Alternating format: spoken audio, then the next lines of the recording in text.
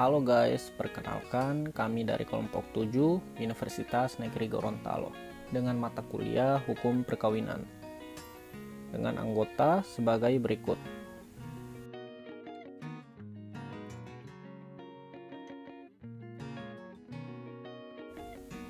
Kali ini kami akan membahas tentang poligami, poliandri, dan monogami dalam hukum perkawinan di Indonesia.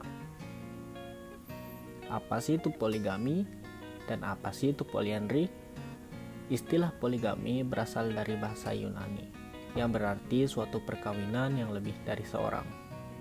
Poligami dapat dibedakan menjadi dua macam, yaitu poliandri dan poligini. Poliandri adalah perkawinan seorang perempuan dengan lebih dari seorang laki-laki. Sedangkan poligini adalah perkawinan seorang laki-laki dengan lebih dari seorang perempuan.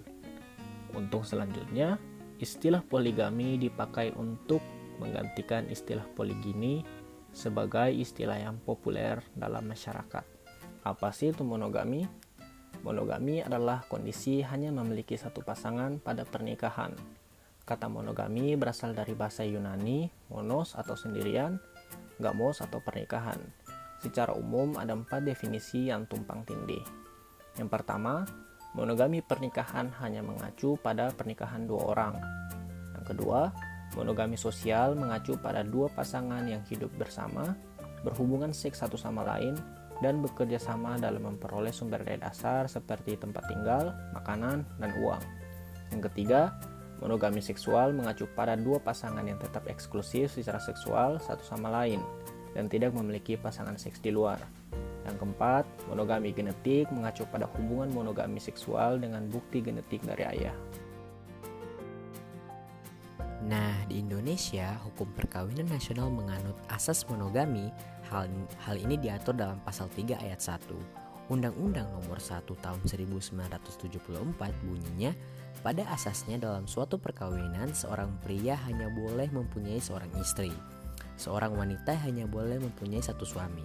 Ketentuan hukum ini secara langsung ditransfer dari Quran Surah An-Nisa yang meletakkan dasar monogami bagi suatu perkawinan, tetapi undang-undang tersebut memberi kemungkinan terhadap suami untuk berpoligami dengan syarat meminta izin ke pengadilan.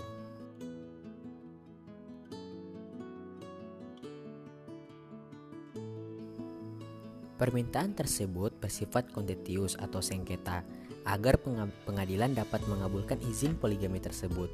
Pengajuan perkara harus memenuhi alasan-alasan sebagaimana diatur dalam pasal 4 Undang-Undang Nomor 1 Tahun 1974, yaitu istri tidak dapat menjalankan kewajibannya sebagai istri, istri mendapat cacat badan atau penyakit yang tidak dapat disembuhkan, istri tidak dapat melahirkan keturunan. Oleh karena itu, perkara poligami bukan perkara volunteer, melainkan perkara kontentius. Perkara yang memiliki lawan, yaitu istri terdahulu sebagai termohon. Hal ini dikarenakan hak-hak dan kepentingannya terganggu atau dirugikan. Alasan di atas bersifat fakultatif dan bukan bersifat imperatif atau kumulatif. Artinya, salah satu saja dari 3 hal itu dijadikan alasan permohonan poligami ke pengadilan dan pemohon dapat mendukung alasan permohonannya dengan bukti-bukti yang cukup, maka permohonannya untuk beristri lebih dari satu dapat dikabulkan oleh pengadilan. Adapun persyaratan lain yang harus dipenuhi yang oleh seorang suami yang akan berpoligami kepada pengadilan sebagaimana diatur dalam pasal 5. Yang pertama, harus ada persetujuan istri. Kedua, harus ada kepastian bahwa suami mampu menjamin keperluan hidup istri dan anak-anak mereka. Ketiga, harus ada jaminan bahwa suami akan berlaku adil terhadap istri-istri dan anak mereka.